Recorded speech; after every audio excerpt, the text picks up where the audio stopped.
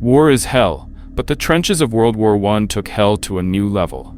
For Private Thomas Grayson, survival was a daily battle, not just against the enemy, but against the unknown horrors lurking in the mud and darkness. On one fateful night, the whispers began, pulling him toward a truth more horrifying than anything he could have imagined. The year was 1916. The Battle of the Somme had dragged on for months, leaving the battlefield drenched in blood and sorrow. Thomas Grayson, a young soldier from Yorkshire, had joined the British Expeditionary Force with dreams of glory. But after only a few weeks in the trenches, those dreams had been replaced by fear and despair. The trenches were a labyrinth of mud and misery. The constant rain turned the ground into a swamp, and the smell of decay hung heavy in the air. Rats scurried through the muck, growing fat on the bodies of the dead. Soldiers lived in perpetual dread, their nerves frayed by the relentless shelling and the ever-present threat of gas attacks. Thomas had grown accustomed to the routine: wake up, patrol, endure the bombardments, and pray for a moment of peace. But on one moonless night, as he huddled in the trench with his comrades, he heard something that shattered the monotony. A faint whisper, calling his name. At first, Thomas thought he was imagining things. The whisper was so soft, almost drowned out by the distant sound of gunfire. But as the minutes passed, it grew louder, more insistent. "Thomas, Thomas."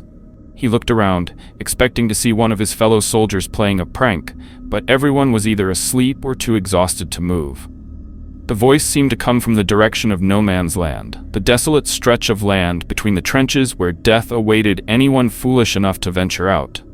Curiosity and fear battled within him. Ignoring the voice seemed impossible. It tugged at him, compelling him to investigate. Against his better judgment, Thomas decided to follow it. Under the cover of darkness, Thomas climbed out of the trench, careful not to make a sound. The cold night air bit at his skin as he crawled through the mud, his heart pounding in his chest. The whispers guided him, growing louder with each step. As he moved deeper into no man's land, the world around him seemed to change. The air grew heavy, and the distant sounds of battle faded away. He felt an unnatural chill, as if he had crossed into another realm. Eventually, he came upon a crater, its edges jagged and raw from an artillery shell. At the bottom lay a body, an enemy soldier, his uniform tattered and his face frozen in a grimace of terror. But what caught Thomas's attention was the soldier's hand, which pointed toward a small, blood-stained journal lying in the mud. Thomas hesitated before picking up the journal. It was soaked through and smelled of decay, but the moment he touched it, the whispers stopped. He opened it to find pages filled with frantic scribbles in German. Though he couldn't understand the language, the drawings inside were unmistakable. Figures standing in the shadows, skeletal hands reaching from the ground, and a dark, hooded figure looming over a group of terrified soldiers. As Thomas flipped through the pages, he noticed that the final entry was written in a different hand, shaky and desperate. He didn't need to understand the words to feel the terror behind them. Thomas returned to the trench, shaken but determined to understand what he had found. He showed the journal to Sergeant Davis, who dismissed it as enemy propaganda. But that night, the whispers returned, louder and more insistent than before.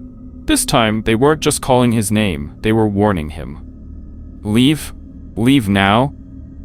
The warnings were accompanied by terrifying visions. Thomas saw shadowy figures moving through the trenches, their hollow eyes glowing in the dark. He saw the faces of his fallen comrades, twisted in agony, staring at him accusingly. Desperate for answers, Thomas sought out Corporal Hargreaves, an older soldier known for his superstitions. When Hargreaves saw the journal, his face went pale. "This isn't propaganda," he said. "This is a warning.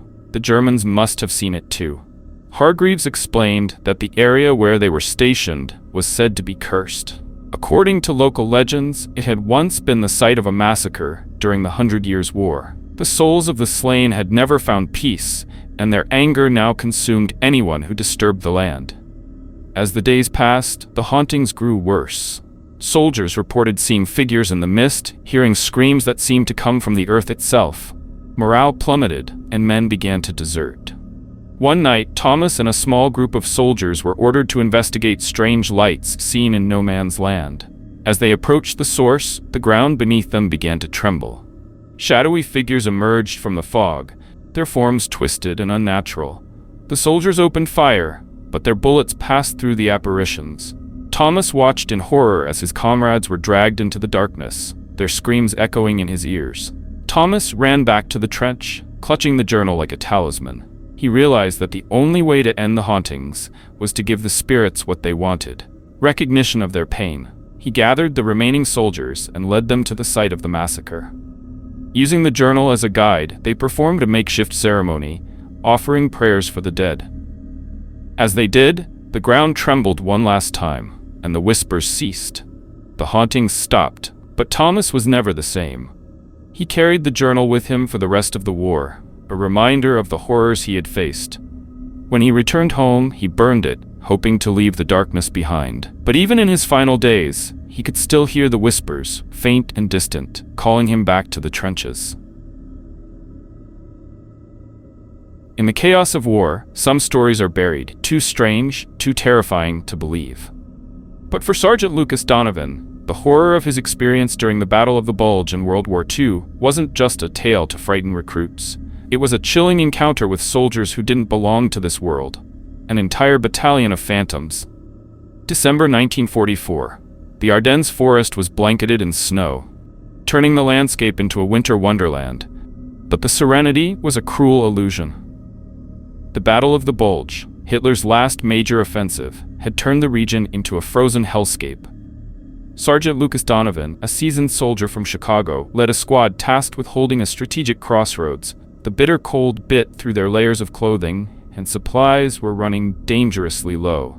Morale was at an all-time low as the men awaited reinforcements that seemed unlikely to come. The forest, silent and oppressive, added to the tension. The snow muffled every sound, but Lucas couldn't shake the feeling that they were being watched. One night, as Lucas stood watch, he noticed movement in the trees. At first, he thought it was the enemy, but the figures that emerged didn't carry weapons. Instead, they wore outdated uniforms, American soldiers from a different era. The figures didn't acknowledge him or his men. They marched in eerie silence, their faces blank and emotionless. Lucas called out to them, but they vanished into the trees without a trace. When he reported the sighting to his commanding officer, he was met with skepticism. "The stress is getting to you, Donovan. Get some rest." The next evening, as the squad huddled around a small fire, the sound of distant marching reached their ears. The rhythmic crunch of boots on snow grew louder, and soon, an entire battalion emerged from the forest. Lucas and his men stared in disbelief. The soldiers were dressed in uniforms from World War I, their faces pale and gaunt. They carried rifles with fixed bayonets, but their movements were mechanical, almost robotic. The battalion marched past the squad without a word. Lucas noticed that their boots left no footprints in the snow. "What the hell is this?" one of his men whispered, his voice trembling. As the last of the phantoms disappeared into the darkness, the squad was left in stunned silence.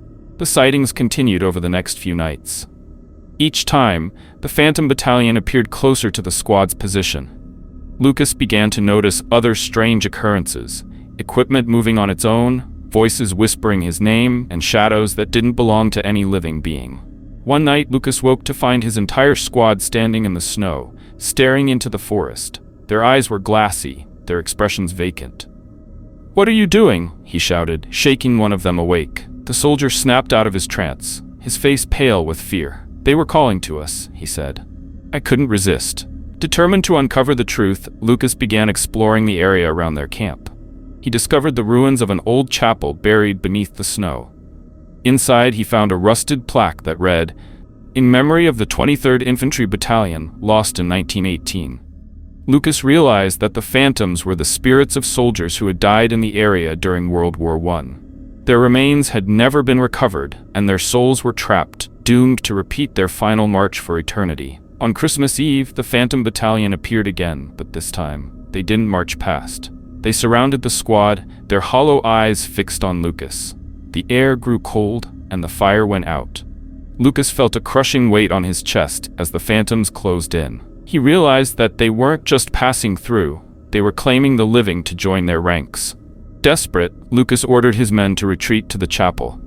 Once inside, he used the last of their ammunition to seal the entrance.